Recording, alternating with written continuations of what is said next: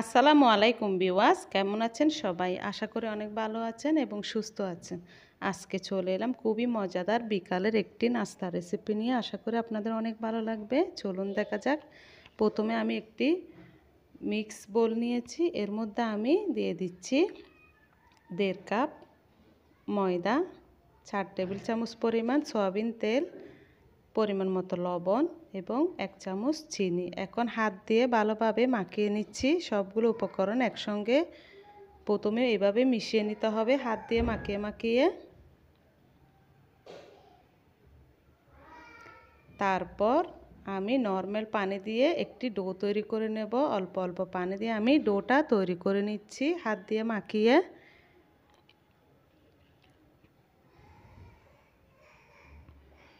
ডোটা আমি প্রায় ভালোভাবে মৌতে মাখিয়ে একটি ডো তৈরি করে নিয়েছি। এই ডোটা আমি 10 মিনিট রেস্টে রেখে দেবো এভাবে ডেকে। 10 মিনিট পর ফিরে এলাম, অনেক সফট হয়ে এসেছে। এখন আমি এখান থেকে 3টা লেচি কেটে নিচ্ছি বড় বড় করে।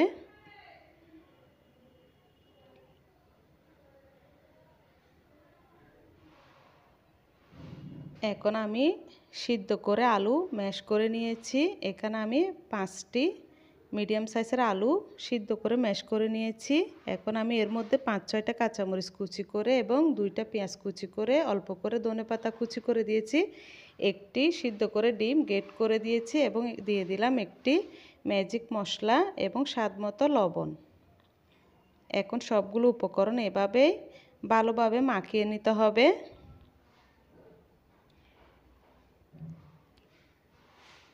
এখন আমি একটি লেচি বড় সাইজ করে লুটি আকারে বেলে নেব।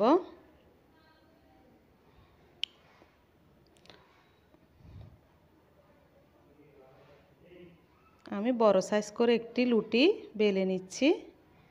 এই লুটিটা উপর দিয়ে আমি আলুর যে মিশ্রণটি তৈরি করে রেখেছিলাম সেটা দিয়ে দিচ্ছি।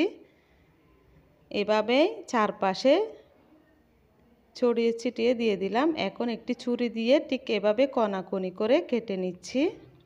নাস্তার শেপটা আপনারা যেভাবে পছন্দ সেভাবে দিতে পারেন। আমি এভাবেই কোনা কোনা করে কেটে একটি সাইড এভাবে একটু পানি লাগিয়ে এভাবে ঘুরিয়ে ঘুরিয়ে আমি নাস্তার শেপটা দিয়ে দিচ্ছি।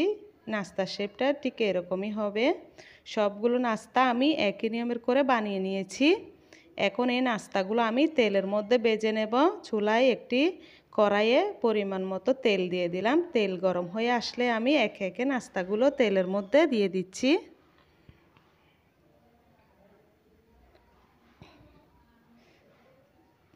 অর্ধেক নাস্তা আমি দিয়ে দিলাম তেলের মধ্যে। এখন চুলার আঁচটা মিডিয়ামে রেখে নাস্তাগুলো উল্টে পাল্টে ভেজে নেব।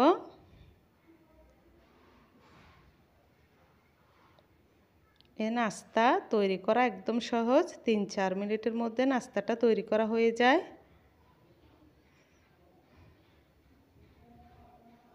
এভাবে হালকা একটু কালার হয়ে আসলে আমি চুলা থেকে নামিয়ে নিচ্ছি নাস্তাগুলো। সবগুলো নাস্তা আমি একই নিয়মের করে ভেজে নেব। তৈরি হয়ে গেল আমার মুচমুচে বিকালের নাস্তার রেসিপি। আশা করি আমার এই নাস্তাটা আপনাদের অনেক ভালো লাগবে। ভালো লাগলে কমেন্ট করে জানিয়ে দেবেন। খোদা হাফেজ।